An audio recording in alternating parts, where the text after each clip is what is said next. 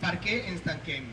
Exigim la derogació de la llei d'estrangeria, una llei que crua la vida de les persones immigrades obligant-les a passar 3 anys en la clandestinitat. Per a la tramitació i renovació dels papers exigeixen un contracte de 40 hores setmanals i d'1 any, però la precarietat és una barrera gegant. És per això que les persones immigrades porten més de 2 anys lluitant pels papers sense contracte. Exigim una acollida real amb tots els drets, perquè les persones sol·licitants d'asil i refugiades pateixen un pla que no és d'acollida, sinó de maltracte.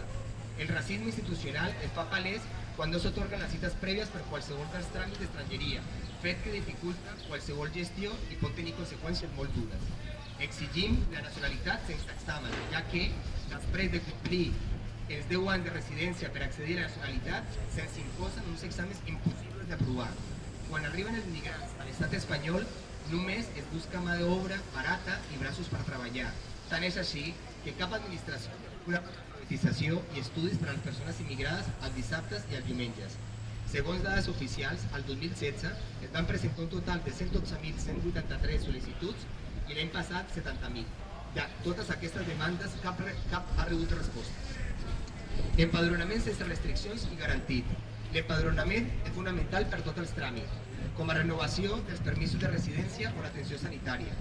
Malgrat que totes les persones tenen dret a ser empadronades, les administracions no informen d'aquest dret i es neguen a empadronar a les persones migrants. Volem recordar que el Real Decret Llei 16/2012, elaborat per govern del PP, va modificar el nostre sistema públic sanitari, el qual va passar de ser un sistema de salut universal a un sistema que deixa fora de cobertura a les persones en situació administrativa irregular. Els tràmits per a la reagrupació familiar dels ajuntaments exigeixen unes condicions de superfície i habitabilitat dels habitatges que posen en perill el dret de les mares i pares per a reagrupar els seus fills. Les mares migrants, com tant les mares pobres, viuen amb la por que la dgaia acabi emportant-se els fills per tutelar-los.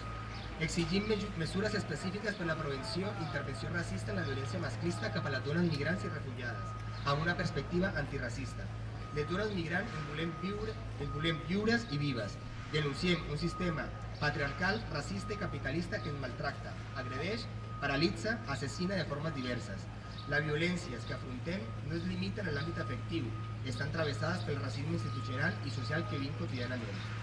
Exigim el tancament dels CIES, l'anomenada lluita contra la immigració il·legal, un dels temes més recurrents a la Unió Europea, té la construcció dels centres de retenció i internament dels immigrants un dels principals eixos, de forma que per la Unió Europea la gestió dels fluxos migratoris passa per la generalització de la reclusió i allunyament dels migrants del seu territori. La reclusió dels migrants està a prop d'esdevenir-se un sistema, un element bàsic d'harmonització europea de les migracions. Denunciem la vulneració de drets que es produeixen en la frontera, la deshumanització en la qual es tracta les persones immigrants. Les fronteres ja no són una línia que divideix els territoris, sinó una zona de control on es violen sistemàticament els drets de les persones amb total impunitat. Són espais de no drets que s'han convertit en un gran negoci per a les indústries de la guerra a través de les tanques, les tecnologies de vigilància, les armes, on les migrants són arrencades de la seva condició de persones i convertides en mercaderia.